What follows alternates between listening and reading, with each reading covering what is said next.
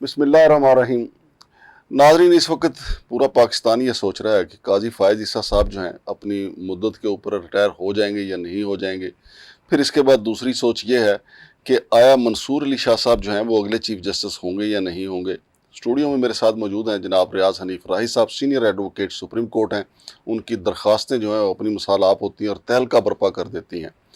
तो उन्हीं से हम जानेंगे कि उन्होंने एक लेटर भी लिखा है जज साहबान को, सुप्रीम कोर्ट के जज साहबान को, कि काजी फ़ायज़ ईसा साहब की जो है वो बाइज़्ज़त रुख़्सती का जो है वो बंदोबस्त किया जाए। तो उस लेटर की भी बात करेंगे। अस्सलाम वालेकुम जनाब रियाज साहब। वालेकुम अस्सलाम मांगर साहब, अपने प्रोग्राम में बुलाने का शुक्रिया। रियाज साहब, मुझे ये बताइएगा कि काजी फ़ायज़ ईसा साहब जो हैं, चूँकि आइनी तरमीम आपको पता है रात 2-2 बजे तक यहाँ पे इस्लामाबाद में दौड़ धूप होती रही कि आइनी तरमीम हो जाए, और आइनी तरमीम का वाहिद मकसद तो यही था कि काजी फ़ायज़ ईसा को किसी तरीके से 2 साल की एक्सटेंशन मिल जाए। आप क्या कहते हैं कि मीडिया में देखें, सोशल मीडिया पे देखें, ताकि कौमी मीडिया पे भी देखें, तो किसी तरफ से हौसला अफजाई नहीं हुई, तो वो अपने उनका कोई 3 साल का लेने का चांस है या वो चले जाएंगे? देखिए मांगर साहब, इंसान की अपनी तदबीरें हैं और खुदा की अपनी है। खुदा का अपना तरीक़ाकार है और खुदा का कानून हमेशा प्रिवेल करता है। आपको पता है कि मुबारक सानी केस के अंदर इन्होंने मुबारक सानी का ट्रायल रिस्टोर ना करके खुदा से धोखा किया। वो कादियानी वाला केस जो है, जी कादियानी 22 अगस्त को आखिरी समाअत हुई थी। तो अब मुबारक सानी का ट्रायल रिस्टोर नहीं हुआ, उसका चार्ज रिस्टोर नहीं हुआ, उसको रिलीफ मिला। सही। और एक आर्डर की तस्हीह के मामले को इतना लंबा कर दिया कि मौलाना फजलुर रहमान को मीनार पाकिस्तान पे तकरीर करते हुए ये कहना पड़ा कि जी काजी साहब मेहरबानी करके उसमें तफसीली फैसला तो जारी कर दें। तफसीली फैसला तो जहां जजमेंट रिजर्व होती है वहां आना होता है, जहां आर्डर की तस्हीह होती है, करेक्शन होती है, उसमें तो आर्डर की जरूरत ही नहीं होती। उसमें तो ये है कि फलाना पैरा पढ़ा जाए, फलाना ना पढ़ा जाए, उसे पेंडिंग रखने की जरूरत क्या थी? बिल्कुल सही। अब इस काम के बाद अगर ये समझते कि गवर्नमेंट मुझे सपोर्ट कर सकती है, एस्टेब्लिशमेंट मुझे सपोर्ट कर सकती है, ये जितने मर्जी पावरफुल हो जाएं, लेकिन खुदा की पावर से तो इनकी ज्यादा नहीं है ना पावर। बिल्कुल आपको पता है सूरह लुकमान में है कि जमीन पर जितने रुए जमीन पर दरख्त है, अगर वो कलम बन जाए, और जितने समंदर है अगर वो स्याही बन जाए, और फिर 7 समंदर और स्याही बन जाए, तो खुदा की जो तारीफ है, खुदा की जो अजमत है, वो बयान नहीं की जा सकती, वो खत्म ही नहीं हो सकती। तो खुदा तो वो है जिसको नींद नहीं आती, खुदाई तो प्रिवेल करती है। ये जितनी रोशनियां लगी हुई हैं, ये सूरज की रोशनी से डोमिनेट नहीं कर सकते। ये तो बात आपने दुरुस्त है। ये तो देखिए बात आपने की अल्लाह की, रब की, इसमें कोई शक नहीं है जो आपने। तो फिर यही कुछ तो हुआ 15 तारीख को आप रात 2 बजे की जो बात कर रहे हैं, वो इसीलिए तो नाकाम हुई। हालांकि गवर्नमेंट अपने नंबर पूरे करके आई थी और खामोशी से वारदात डालने लगी थी, मगर वो नाकाम हुई, और ये रब की अपनी तदबीर है। लेकिन आईनी तरमीम के लिए तो राय साहब अभी भी जोड़ तोड़ हो रहा है। आप क्या समझते हैं कि काजी फ़ायज़ ईसा साहब उम्मीद से हैं कि शायद उनको एक्सटेंशन मिल जाए, या कोई और मामलात हैं? जो अभी जोड़ तोड़ हो रही है वो उसका पर्पस और है, उसका मकसद और है। अब उसका मकसद तो जुडिशरी को काबू करना है, अगले जो चीफ जस्टिस है मंसूर शाह, उनको काबू करना है, या इस बारे में हो रही होगी। मेरे ख्याल में अभी जो भी है आईनी तरमीम होगी तो वो पब्लिक गुड के लिए, मफाद आमा के लिए होगी, और गौर होश के साथ होगी। और जो रूल्स हैं रेलिवेंट, सेनेट के रूल्स हैं 2012 के, और नेशनल असेंबली के रूल्स हैं 2007 के, उनके मुताबिक होगी। और उनके मुताबिक तरीकाकार ये है कि जो सेक्रेटरी हैं कंसर्न्ड, उनको प्रपोज अमेंडमेंट दी जाएगी, वो नोटिस जारी करेंगे, और सेनेट में 3 रीडिंग होती हैं, first reading, second reading, third reading. उसके बाद कमेटी में जाता है मामला। कमेटी पब्लिक ओपिनियन भी ले सकती है, आम शहरी से भी राय ली जा सकती है। तो अब जो तरमीम होगी उसको ब्रॉडर प्रोस्पेक्टिव में होगी और लार्जर इंटरेस्ट, वो सिर्फ काजी फ़ायज़ ईसा साहब के लिए, काजी फ़ायज़ ईसा साहब के लिए नहीं होगी। काजी फ़ायज़ ईसा का अब जाना ठहर गया है, और काजी फ़ायज़ ईसा साहब 25 अक्टूबर को रिटायर हो रहे हैं। तो अब काजी फ़ायज़ ईसा साहब 28 तारीख को बैरून मुल्क भी जा रहे हैं, और आपको इस बारे में जो हमारी पिटीशन थी इनके बारे में, उसके ग्राउंड्स भी बड़े वाज़ेह थे, क्योंकि ये डायरेक्ट चीफ जस्टिस बने थे। लेकिन मुझे थोड़ी सी इससे पहले एक चीज और बता देना, आपकी पिटीशन से पहले, कि काजी फ़ायज़ ईसा साहब 28 तारीख को किस मुल्क में जा रहे हैं, और फिर जो बंदा रिटायर होता है उससे पहले कुछ कागजात तैयार होते हैं, पेंशन से मुतल्लिक कागजात तैयार होते हैं, फिर आने वाले चीफ जस्टिस से मुतल्लिक कुछ कागजात तैयार होते हैं, तो सुप्रीम कोर्ट में ऐसी कोई तैयारियां आपने होती देखी हैं? जी जी, उनके पेंशन के कागज तैयार हो रहे हैं, तो अलविदाई वो दावतें शावतें खाएंगे, उसके फौरन बाद 28 तारीख को यूके जा रहे हैं। अच्छा जी जी। और जो आपकी पिटीशन थी, जो आपने खत लिखा है जज साहबान को, उसमें क्या आपने ऐसी चीजें लिखी थी? उसमें मैंने अपने ग्राउंड्स लिखे हैं, जो रिव्यू पिटीशन है 453 2018 के, और उसमें मैंने लिखा है कि जी ये जो इन्होंने 63A वाला रिव्यू लगाया है ये तो 2022 का है, तो जो हमारा है वो 2018 का है, वो इससे पुराना है लेकिन वो पेंडिंग पड़ा हुआ है। उसके जो लीगल ग्राउंड्स हैं वो आपके नोटिस में होने चाहिए, क्योंकि ये बेखबर ना रहे। बेखबरी भी तो एक मसला है ना जी। वो आपको पता है कि आपने वाकया शब्द पढ़ा होगा कुरान पाक में, उसका वो वाकया यूं है, शॉर्टली मैं बयान करता हूं कि बनी इसराइल को अल्लाह पाक ने मना किया था कि हफ्ते के दिन मछली का शिकार नहीं करना, मगर उस रोज जो है मछली दरिया में ज्यादा आ जाती थी। कुछ लोगों ने तावील ये निकाली, उन्होंने कहा कि इस तरह से करते हैं कि दरिया के साथ गड़ा बना लेते हैं, तो मछली जब गड़े में आ जाएगी तो अगले दिन यहाँ से पकड़ लिया करेंगे। मगर आप जैसे कुछ रास्तबाज लोग मौजूद थे, उन्होंने कहा कि जगह की ममानियत नहीं है, शिकार की भी ममानियत है, और ये वो शिकार है जो हफ्ते के दिन आया, इसे ना पकड़े। लेकिन वो लोग बाज ना आए, उनका भी ज़हन कोई वकीलों जैसा था, तो उन्होंने फिर जब रब का अजाब आया तो वो दो तबकात पर आया, जो खामोश रहे उन पर भी आया और जो पकड़ते थे उन पर भी आया। बचा सिर्फ वो तबका जो मना करता था। अब देखें, मैं इसलिए करके उनको खत लिखा कि ये कल को ये ना कहें कि हमें पता नहीं चला, हम लाइलम थे कि इनकी अपॉइंटमेंट में डिफेक्ट है या लीगल ग्राउंड्स मौजूद थे, हमें इल्म नहीं हुआ। आपको पता है कि कुरान पाक में एक बात का जिक्र है। कुरान पाक में जब इंसान को अल्लाह ताला ने जमीन पर भेजा तो पूछा अल्लास्तु बिरब्बिकुम, क्या मैं तुम्हारा रब हूं? इंसान ने कहा कालू बला, बेशक तू हमारा रब है। और ऐसा क्यों हुआ कि ताकि यौम हिसाब के दिन इंसान जो है अल्लाह की बंदगी का इनकार ना कर दे। और ये एक मुआहदा था जो कि हुआ। अब ये नहीं हो सकता कि इनके इल्म में ना हो बात, इनके नोटिस में तो हो बात कि ये इनकी आईनी हैसियत है। अब आईनी हैसियत के आप नकात देखें कि काजी फैज ईसा की आईनी पोजीशन कमजोर क्यों थी और अपॉइंटमेंट में क्या नुकास थे। सबसे पहली बात तो ये है कि उस वक्त जो है एक्टिंग गवर्नर थे सूबे में, और चीफ मिनिस्टर की एडवाइस लिए बगैर एक्टिंग गवर्नर ने इनका नाम फॉरवर्ड कर दिया। हाई कोर्ट खाली थी, इनको डायरेक्ट चीफ जस्टिस भर्ती किया गया बलोचिस्तान हाई कोर्ट का, और 193 में इनका नोटिफिकेशन जारी किया गया। 193 में जज भर्ती हो सकता है, चीफ जस्टिस भर्ती नहीं हो सकता। और जब हाई कोर्ट खाली हो तो 186A का प्रोसीजर अडॉप्ट किया जाएगा, और उसमें यह है कि कहीं दूसरी हाई कोर्ट से या किसी सुप्रीम कोर्ट से सीनियर जज को वहां पे लगाया जाएगा, फिर जज भर्ती किए जाएंगे, फिर उनकी सीनियरिटी बनेगी और उस सीनियरिटी के मुताबिक आगे बातें चलेंगी। जैसे इस्लामाबाद हाई कोर्ट जब खाली हो गया था तो यहाँ पर इकबाल हमीदुर रहमान साहब को बाहर से लाके लगाया गया था, फिर जज भर्ती हुए, फिर उनकी सीनियरिटी बनी। अब तीसरी बात यह थी कि इन्होंने सीनियरिटी प्रिंसिपल वायलेट किया। ये 2009 में भर्ती हुए बतौर चीफ जस्टिस, जबकि मकबूल बाकिर साहब 2002 में भर्ती हुए सिंध हाई कोर्ट में। मगर जब सुप्रीम कोर्ट में आए तो वो सिर्फ इसलिए करके इनके जूनियर बन गए कि ये डायरेक्ट चीफ जस्टिस भर्ती हुए थे और वो जज भर्ती हुए थे सिंध हाई कोर्ट में। सीनियरिटी प्रिंसिपल भी वायलेट हुआ। फिर एक और इनके जहन में कॉम्प्लेक्स था, वो ये था कि ये डायरेक्ट चीफ जस्टिस भर्ती हुए हैं और ये अपने आप को आला वरफा समझते रहे बाकी जजेस से कि जी मुझे जो अकल है वो इसलिए ज्यादा थी, तो ज्यादा होने की वजह से मुझे जो है वो चीफ जस्टिस डायरेक्ट भर्ती किया गया। और अभी भी जो वाज तबलीग नसीहतें वहां पे बैठ के कर रहे होते हैं, वो उनको यही गुमान है कि मैं बहुत ज्यादा सुपीरियर हूँ। और आपको पता है 22 अगस्त की समात के दौरान इन्होंने एक पीर करम शाह साहब के मकतबा फिक्र के जो मौलाना थे शेर मोहम्मद खान साहब, उनसे कहा कि आप वकीलों को समझाया करें। उस पर मैंने इंटरप्ट किया, मैंने कहा मोहतरम हम तो बार काउंसिलें हमें रेगुलेट करती हैं, ये उलमा साहबान जो है हमारे मेहमान हैं, हमें इन्होंने क्या समझाना है। आप केस के ऊपर रहें और हमारे इखलाकियात आप दुरुस्त करने की कोशिश ना करें, अब आप अपना काम करें। उसके ऊपर फिर इन्होंने खामोशी जाहिर की। फिर उसके ऊपर مولانا فضل الرحمان صاحب نے بھی کہا کہ یہاں تو آپ کا حکم چلتا ہے. اب ظاہر ہے کہ اب وکیلوں کو اور جج آپ علماء کو تو آپس میں نہیں لڑایا جا سکتا تھا, تو انہوں نے اس کے اوپر خاموشی ظاہر کی.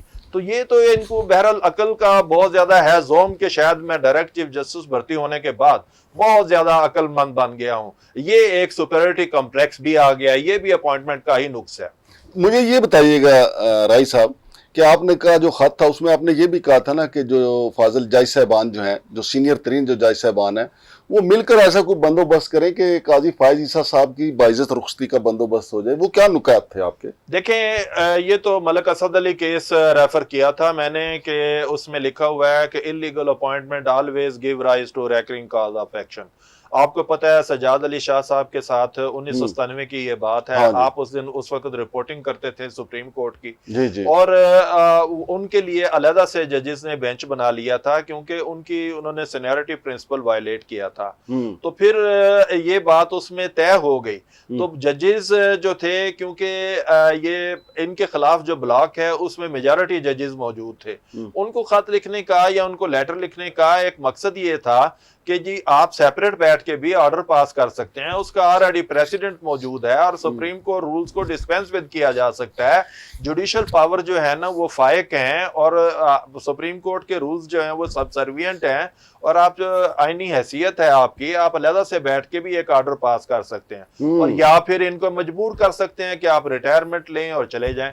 اب اندر کھاتے کیا ہوا ہے, ان ججز نے ان کا ریزولوشن ہوا ہے یا انہوں نے مجبور کیا ہے یا بار کے جو حالات بنے ہیں, جو بھی تھا یہ قدرت کی طرف سے بھی کچھ ارینجمنٹ ہوتے ہیں. تو بہرحال ان کی تو ریٹائرمنٹ مسلم ٹھہری ہے, اور وہ جو ایک تھا پلان شیطانی پروگرام تھا وہ دم توڑ چکا ہے کہ جی یہ آئینی عدالت کے سربراہ ہوں گے اور فیڈرل کانسٹیٹیوشنل کورٹ کے سربراہ ہوں گے, وہ بات اب ختم. مجھے یہ بتائیے گا رائی صاحب کہ ابھی تو چونکہ 25 تاریخ میں کافی دن ہے, تقریباً ہیں 10-12 دن, تو آپ کیا سمجھتے ہیں کہ کوئی 0.1% بھی چانس ہے کہ قاضی فائزی صاحب, جیسے آپ کو پتہ ہے پچھلے دنوں میں ایک دفعہ تو انہوں نے کہا کہ میں ریٹائر ہو جاؤں گا, پھر آئینی ترمیم آنے لگی تو انہوں نے کہا کہ میرے بیان کو توڑ موڑ کے پیش کیا گیا ہے, تو ابھی کوئی توڑ موڑ والا گیم کر سکتے ہیں یہ کہ جی نہیں میں تو ریٹائر نہیں ہو رہا؟ جی دیکھیں سر, میں نے پہلے آپ سے بات کی ہے کہ خدا کی اپنی تدبیریں ہیں, ہاں جی, انسانوں کی اپنی تدبیریں ہیں. خدا اپنی تدبیر میں سپیریئر ہے, اور خدا کی تدبیر ہمیشہ پریویل کرتی ہے. انسان بہر صورت آپ کو پتہ ہے کمزور ہے, بالکل صحیح, اور یہ تو ماننے کی بات ہے. میرا تو فیتھ ہے, یقین ہے, ایمان ہے کہ خدا کی تدبیر کے مطابق اس کا جانا ٹھہر گیا, انہیں نے جانا ہی جانا ہے. اچھا ایک آپ نے دیکھیں ساری عمر آپ نے عدالتوں میں نکال دی, ادھر سینئر ایڈوکیٹ ہیں سپریم کورٹ کے, ہم تو ایک ڈرامہ دیکھا کرتے تھے جس میں عرفان کھوسٹ صاحب بطور ڈائریکٹ حوالدار انہوں نے کردار ادا کیا تھا, اور ویسے بھی ہمارے ہاں ڈائریکٹ حوالدار, ڈائریکٹ ASI, ڈائریکٹ تھانے دار بھرتی ہو جاتے ہیں. یار اس کے علاوہ بھی کوئی مثال ہے ہماری ہسٹری میں کہ کوئی ڈائریکٹ چیف جسٹس بھرتی ہوا؟ جی وہ ڈائریکٹ چیف جسٹس بھرتی ہوئے ہیں, لیکن وہ پھر زیادہ دیر تک رہے نہیں, وہ بھی کسی نہ کسی کو ناکام کرنے کے لیے کیا گیا, بدنیتی کی بنا پر کیا گیا تھا. تو ایسا نہیں ہے, جو طریقہ کار آئین میں مینشنڈ ہے اسی کو ہی فالو کیا جا سکتا ہے. وہ ٹیمپریری باتیں ہوتی ہیں, جو ان نیچرل باتیں ہوتی ہیں. وہ شیکسپیئر نے اپنی کتاب میں لکھا, unnatural deeds do breed unnatural problems. Rai صاحب آپ اس طرف آئے نا کہ منصور علی شاہ صاحب کا کیا دیکھ رہے ہیں کہ وہ چیف جسٹس آف پاکستان بن پائیں گے یا نہیں بن پائیں گے؟ دیکھیں منصور علی شاہ بھی افتخار زدہ جج ہے. یہ افتخار زدہ جج جتنے بھی ہیں ان کی ایک خصلت ہے. تو جس طرح سے ایک مینٹلٹی ہوتی ہے نا ڈکیٹوں کی کہ وہ واردات کرتے ہوئے اکٹھے ہوتے ہیں, اور جب مال کی تقسیم کا وقت آتا ہے تو وہ اپنا وہ لڑائی جھگڑا شروع ہو جاتا ہے, ان کے درمیان ڈسپیوٹ شروع ہو جاتا ہے. تو یہ افتخار چودھری کے پرچم کے نیچے تو سب اکٹھے تھے, مگر اب جب اختیارات استعمال کرنے کی سٹیج آتی ہے تو ہر جج جو ہے اپنی اپنی بانسری بجانے لگ جاتا ہے. لوگوں کے سامنے تو یہ ہے کہ سپریم کورٹ میں 2 دھڑے ہیں, مگر میں سمجھتا ہوں کہ ہر جج کا اپنا دھڑا ہے, ہر جج کی اپنی مرضی ہے. ہم تو آپ کے پہلے بھی پروگرام میں کہا تھا کہ ہم ان کو کہتے ہیں AIO ججز, AIEIO, اور ان کی 5 خصلتیں ہیں. A for adventurer, I for impatient, E for egoist, then I for interested, O for offending attitude. تو افتخار زدہ ججز کی یہ 5 خصلتیں لازمی طور پر ہوتی ہیں. اور یہ ان میں سے کوئی ایک آدھی شارٹ ہو سکتی ہے. یہ مطالعہ پاکستان میں شامل کرنی چاہیے. یہ تو شامل کرنی چاہیے جی، ضرور کرنی چاہیے، اس وجہ سے کہ ان کی یہ خصلتیں یہ جوڈیشل نارمز کے خلاف ہیں. دیکھیں اب یہ ایڈونچرزم کرتے رہتے ہیں ججز. اب جب وکیل ایڈونچرزم کرتے ہیں تو کہتے ہیں جی دیکھیں تحریک کے بعد تو وکیل بہت منہ زور ہو گئے، ان کے اوپر 780 لگا دو. آپ کو پتہ ہے کہ یہ 8 فروری 2021 کو جو عطر من اللہ کے ساتھ تصادم ہوا تھا، وہ وکیل آج بھی ATC کورٹ کی پیشی بھگت. بالکل بالکل. تو اور پھر بہت ساری جگہوں پہ یہ فٹافٹ وکیلوں پر جو ہے نا 780 لگا دیتے ہیں. تو بہرحال ایڈونچرزم تو یہ کرتے رہتے ہیں. تو آپ کے خیال میں یہ چیف جسٹس بنیں گے یا نہیں، مجھے یہ بتائیں آئینی اور قانونی لحاظ سے.